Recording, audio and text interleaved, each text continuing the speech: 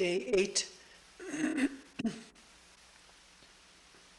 of the August 97 10-day retreat in Springwater.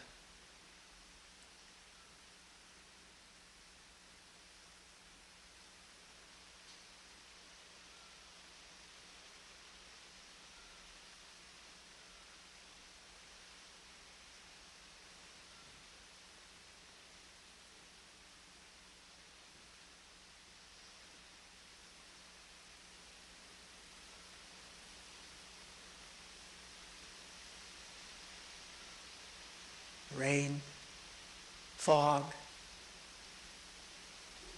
cooling, cawing.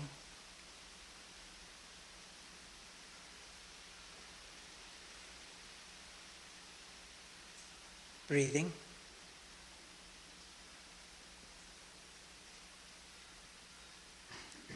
Listening.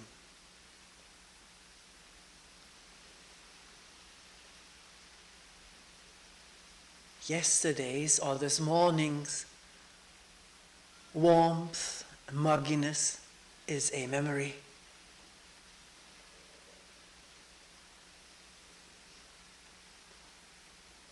It's so amazing here to watch the weather in retreat, isn't it?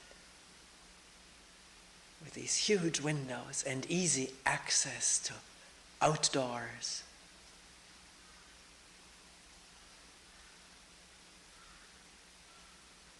Where does all this weather go? We don't think in those terms, but we think about ourselves in those terms. Where will I be? Where was I? Weather just comes and goes and changes constantly. With such freedom, such absence of regrets.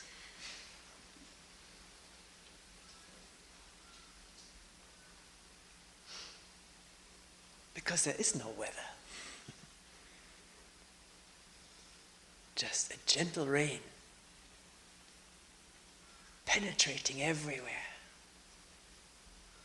moistening and glistening, and cawing.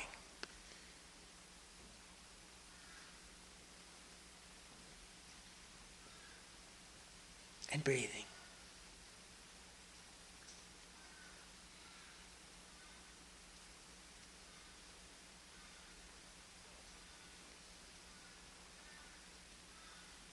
So simple. And yet we live so complicated lives because of this amazing operation of thinking.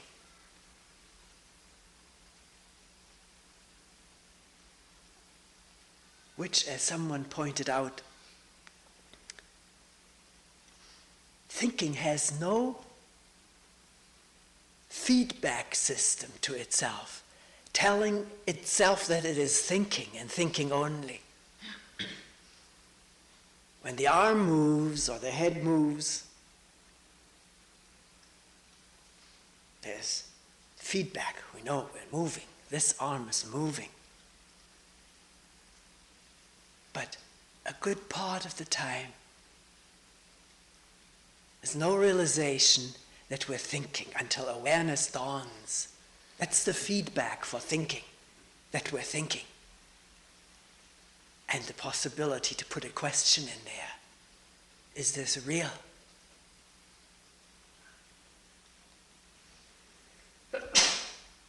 Is thought telling the truth?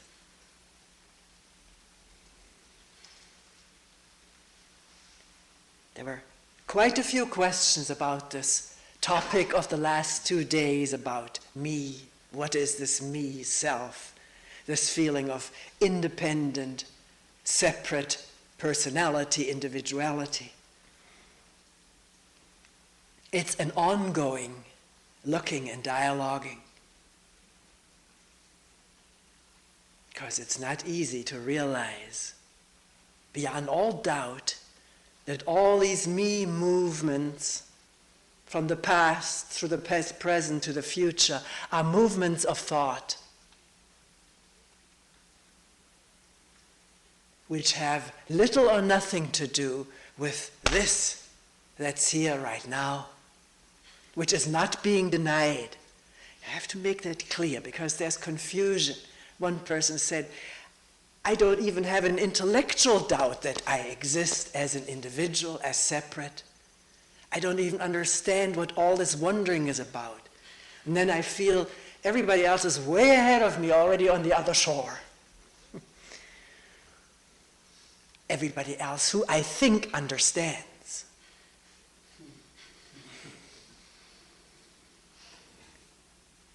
So there's no denying that there's this sitting here, an organism, a human being, which is not physically attached to all humanity. We seemingly move about freely, at our own free will, we think, before we begin to examine it. One person saying, when my knee hurts, yours doesn't. We're separate. The thought system throwing up all kinds of arguments to make sure this separation holds and continues. One person saying, and it's not necessarily said argumentatively, it's how one feels, expressing how one feels. All my memories are not your memories, they're mine. They're just here. They don't exist in you. That's true. Each one of us is encapsulated in our own memories, our own thought systems, belief systems, private experiences which no one else had. But that holds true for every one of us. We're all encapsulated in thought systems. Some thought systems more similar from other people's thought systems.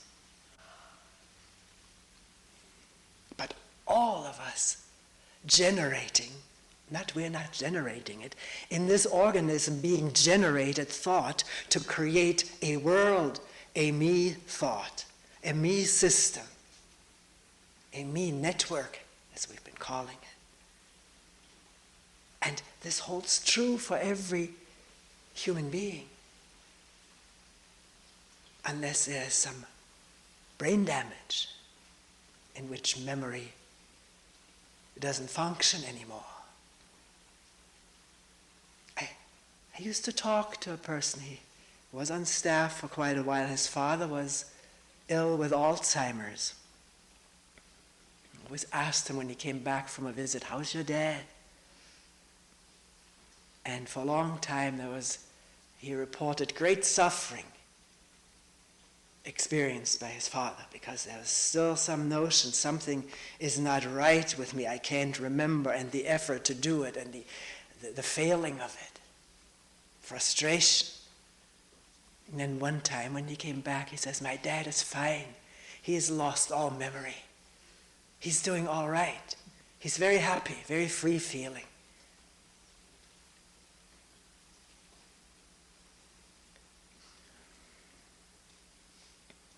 So all of us, except if we have brain damage, have memory systems which operate to string together memories of past remembered experiences.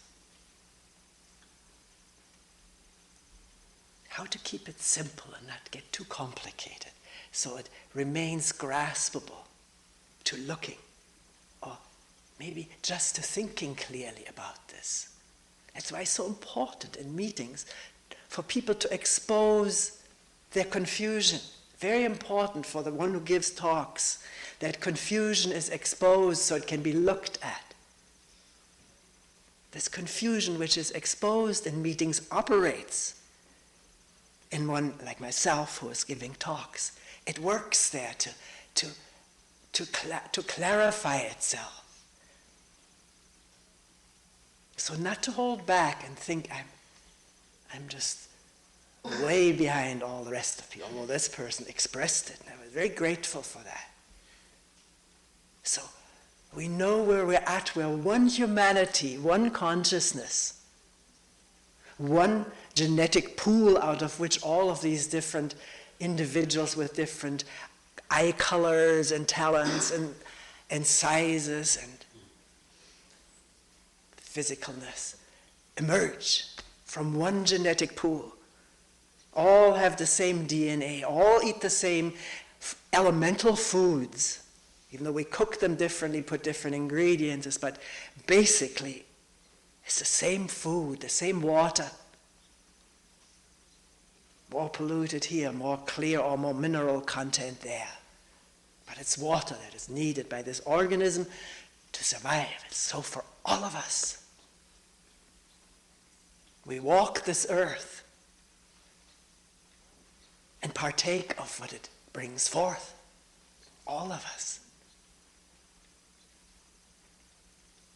I just saw, I was home the other night and we saw a newscast, and there was this most exuberant scientist who reported about a new find in Africa.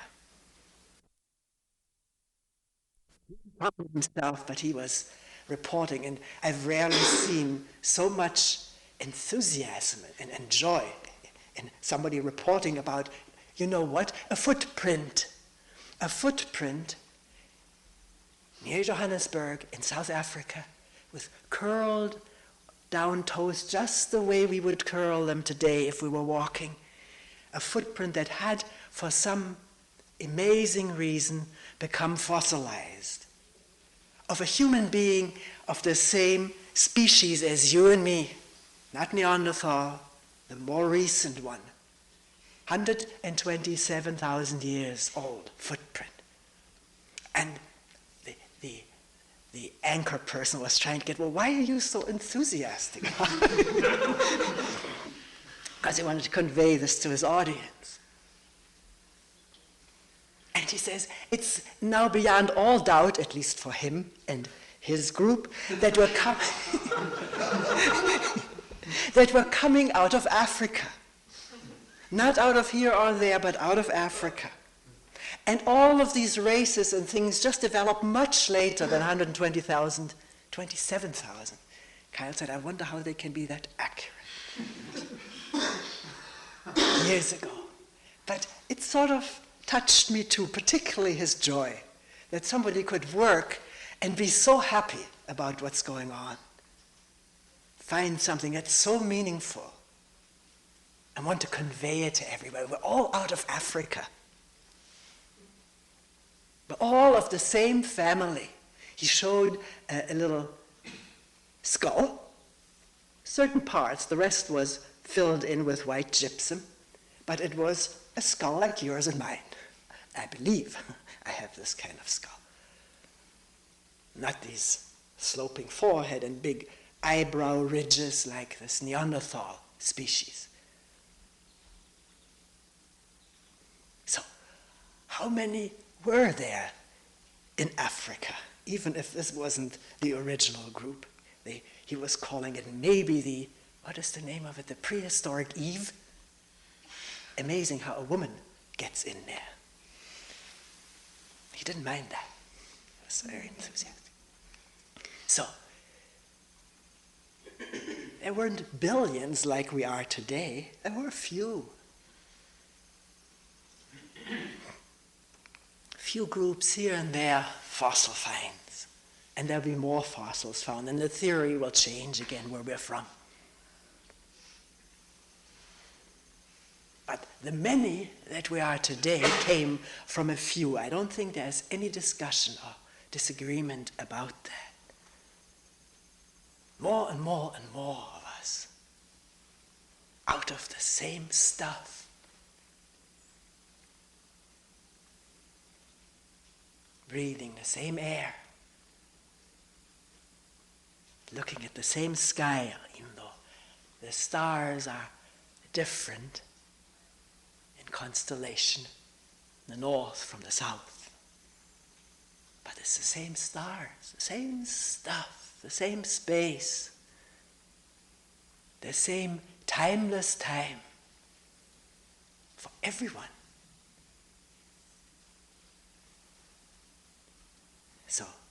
not denying that they're separate, private thought worlds for each one of us, in which we feel so encapsulated, so separated from each other, walled in by that.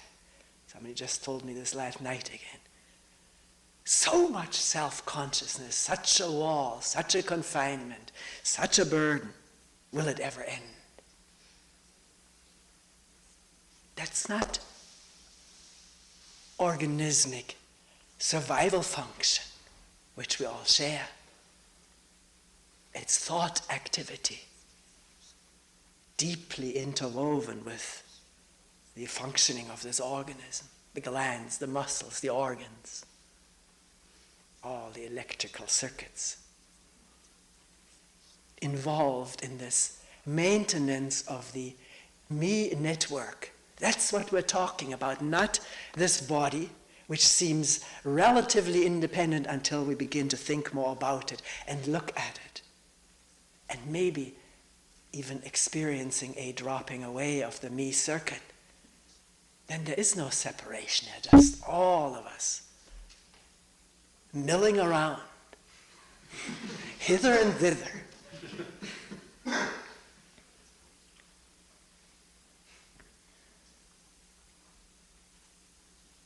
So what we're questioning is, what is this immensely strong sense of me, and to begin to realize it takes place in thought. That when I get hurt, you've called me a bad name, and I feel hurt. You haven't touched my skin, you haven't even raised a hand. There's nothing outwardly organismic, but inwardly. The bad name connects with all kinds of associations. From the maybe earliest past where we were hurt, humiliated, wounded. All of these scars vibrating now in the present, hurt and anger. Or withdrawal, desire to hit back or desire to withdraw, punish the other person. We've been into this in other talks. We don't have to go over it. But this is what we're concerned with. What is it that gets hurt, that gets jealous, desirous, fearful? And to begin to trace the operation of thinking, sensing, feeling, that whole networking that's happening every moment of our existence, unless for a moment it quiets down, which it can. It's not eternal, it's not permanent.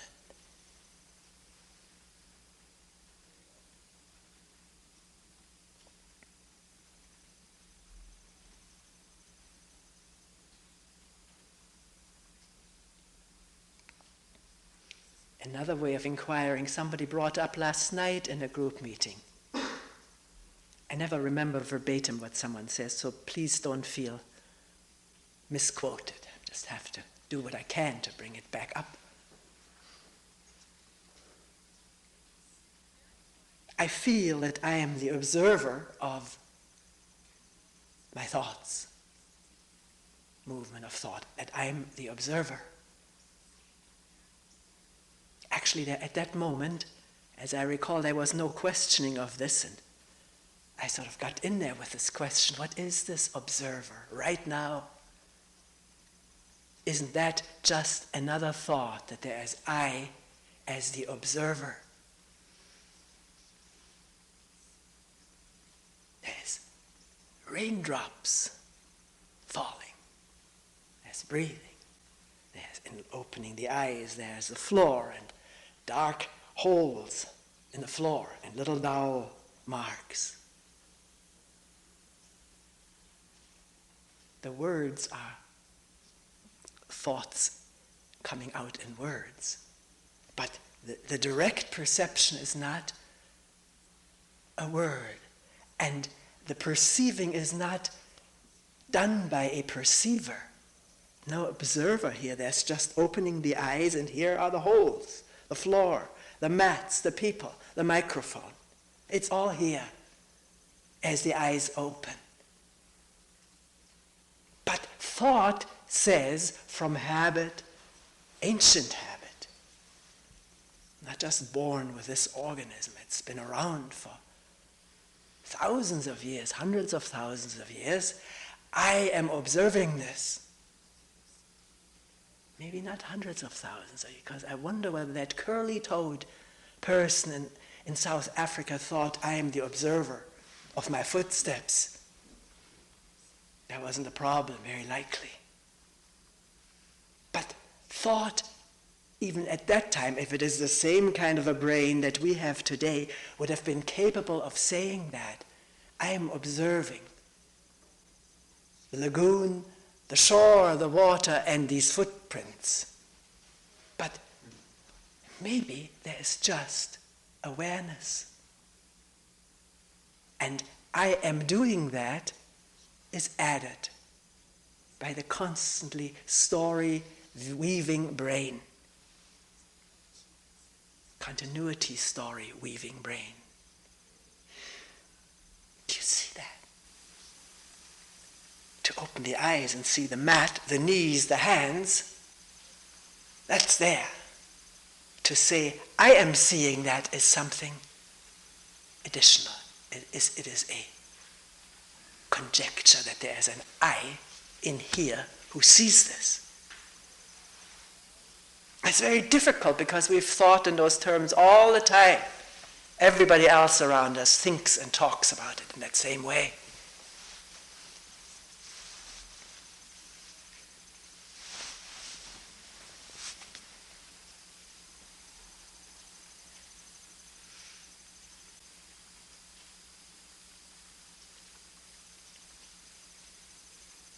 Because it's relatively harmless to say I am observing this.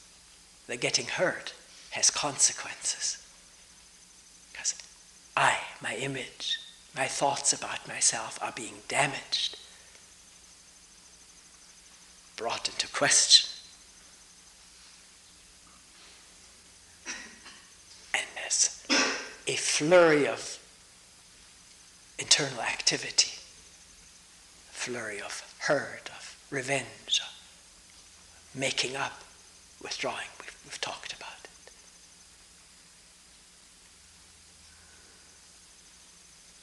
So, is it a meaningful question to ask, what is this I that is so powerfully felt to be true, to be existing?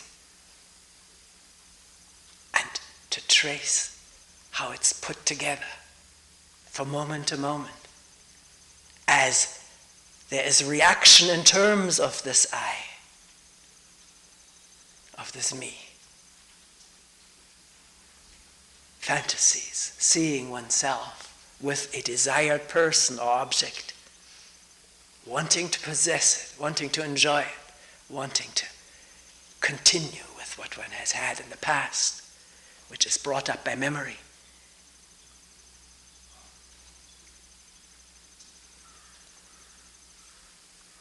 So if we're saying it's so boring, all of these thoughts all the time, there's nothing going on but thoughts, but look at them, be in touch with what it is that is going on for a human being like you and me all the time. They're living in thoughts about the future, the past, the pleasures, the fears. And oneself, usually, most of the time, in the middle of it all. Center stage of this thought-out theater.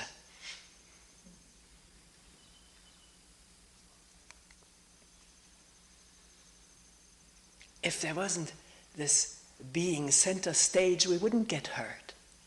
If in our imagination we weren't there, who would be attacked? Who would feel attacked or put down? Then there would be much more attention to the one who is uttering these words and trying to understand what it is all about him or her. Why are they so angry or so? Maybe they're not angry at all, I just thought they were. because what was said hurt. But if it doesn't hurt, then one can see clearer where the person is at, and they may not be an offender at all, just wrapped up in their own thing. Or maybe wanting to communicate something to me that I can't hear because I'm so wrapped up in how I want to be talked to, how I want to be addressed. Or if I'm not addressed this way, then all the past scars start playing, whole orchestra of it.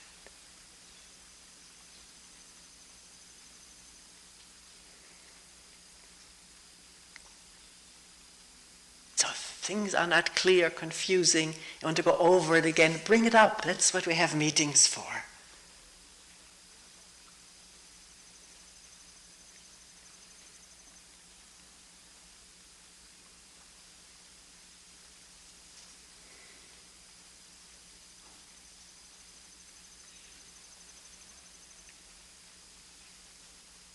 Something else was brought up last night, which is this whole question of continuity, our continuing through time.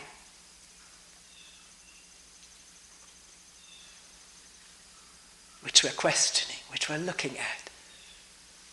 What this is, this conviction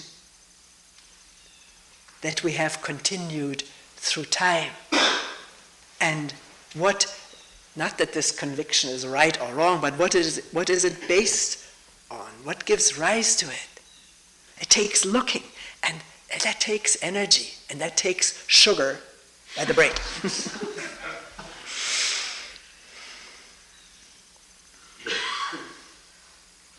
How do I know that I have continued? Because that's how I put it to myself and to others, through time. What is time? Let's leave that on the side for the moment.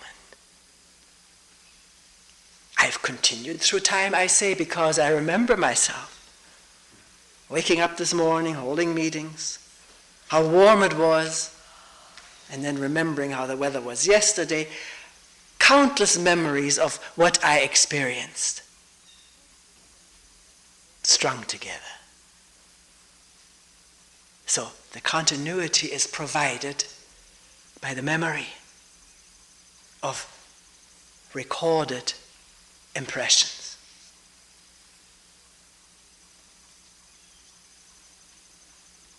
And the possibility to project that through imagination into the future, how I will continue.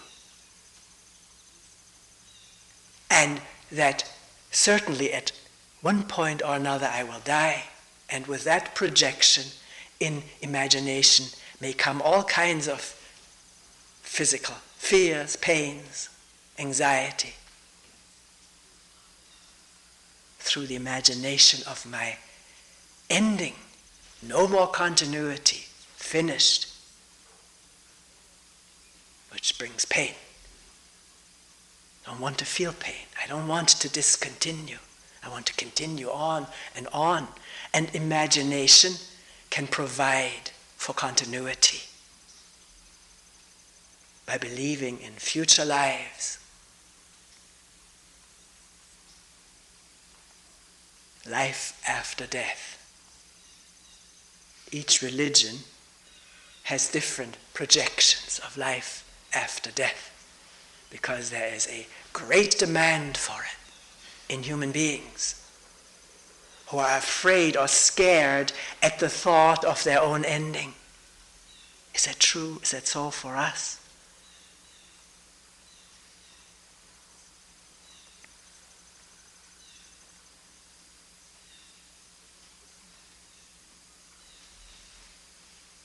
There's a religious or biblical saying, I remember it in German, I will translate it.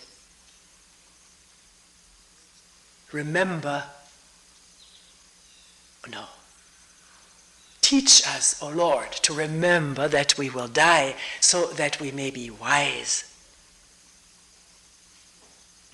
I always wondered about this. how can you be wise by remembering that you're going to die? It didn't make sense. And yet it sort of touched me deeply. That's why I remembered it.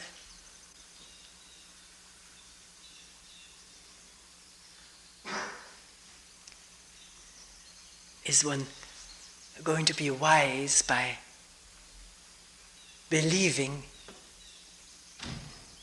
in imagined future lives or life after death? There can be great comfort from such a belief. There are statistics, medical statistics out that people who have a firm belief in life after death live longer, live more happily in old age, maybe less agonizing death, and so forth. I just read recently in the Shambhala Sun, the cover picture was of Helen Kubler-Ross, a Swiss woman who was sort of the pioneer in accompanying people on their path of dying, creating hospice and so forth. She's very ill right now. She's had many strokes. She lives all by herself, someplace in Arizona. Her house, someplace else, was completely burnt down. She was about to adopt some 20 AIDS babies or some, I don't know what all the circumstances were. So an interviewer gave her an interview and she said, "That's going to be my last interview."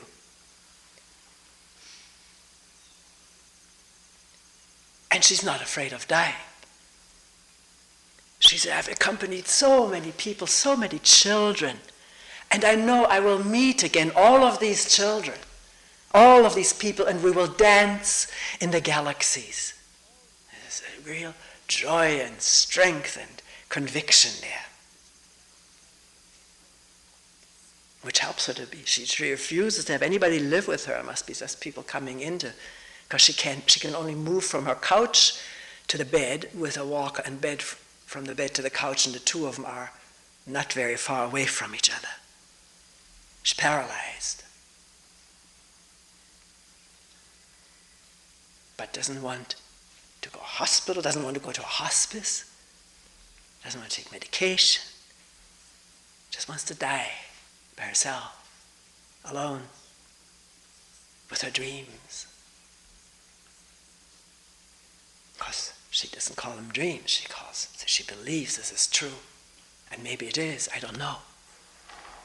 But for some reason, even though I was interested in reading her story, I'm not interested in fostering for myself or others the belief in future lives. Somebody asked me this early on in the retreat, a person who's in the healing arts and has just had met up with 3 people who are young people, very likely going to die of cancer. He said, "Do you believe in reincarnation?" He's sort of shook up by the closeness of death all around him.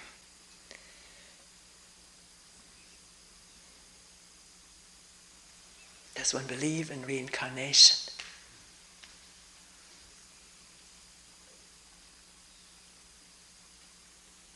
Or is one really, truly interested in finding out what is now? All this, like one person said, this confining imagery, this confining self-consciousness. Do I want to carry that on into a future life?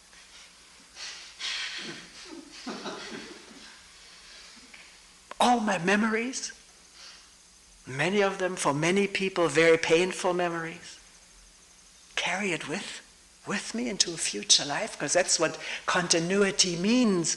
It means the continuity of memory and thought and imagination. Or am I wondering passionately whether it's possible for a human being like you and me to die to imagery, confining imagery right now?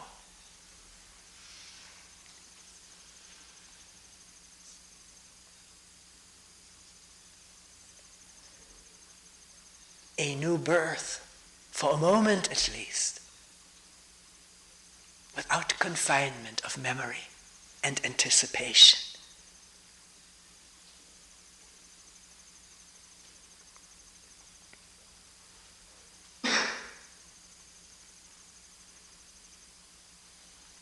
Ending attachment to continuing.